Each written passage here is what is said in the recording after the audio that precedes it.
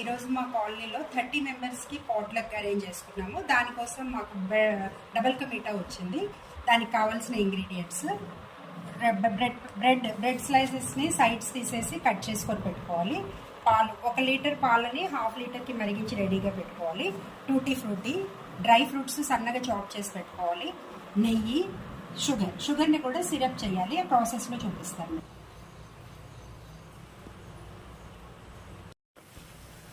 ముందు బ్రెడ్ స్లైసెస్ని ఇలా నెయ్యిలో డీప్ ఫ్రై చేయాలి. ఇలా గోల్డెన్ బ్రౌన్ కలర్కి వచ్చాక వీటిని తీసి పక్కకు ఉంచు.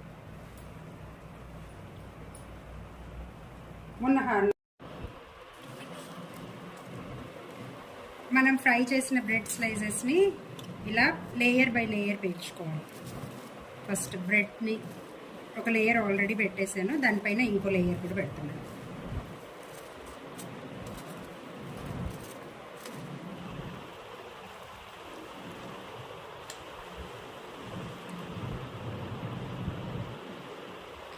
అలాగే దగ్గరికి కాచి పెట్టుకున్న పాలను కూడా ఒక లేయర్ వేసేయాలి.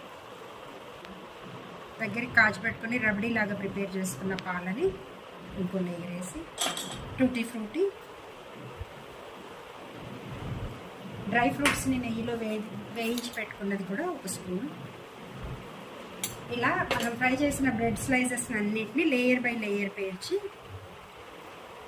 సెట్ చేసుకోవాలి. అన్నిటినీ సెట్ చేసుకున్నాం కదా. ఇలా సెట్ చేసిన బ్రెడ్ స్లైసెస్ని డబల్ కా మీఠాని మనం ఫ్రిడ్జ్లో ఒక 2-3 అవర్స్ ఉంచి ఆ తర్వాత చల్లగా తినాలి.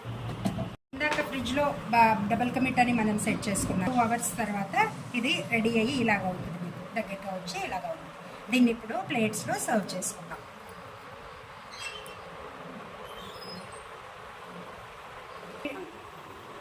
యమ్మీ double ka meetha ready for the potluck.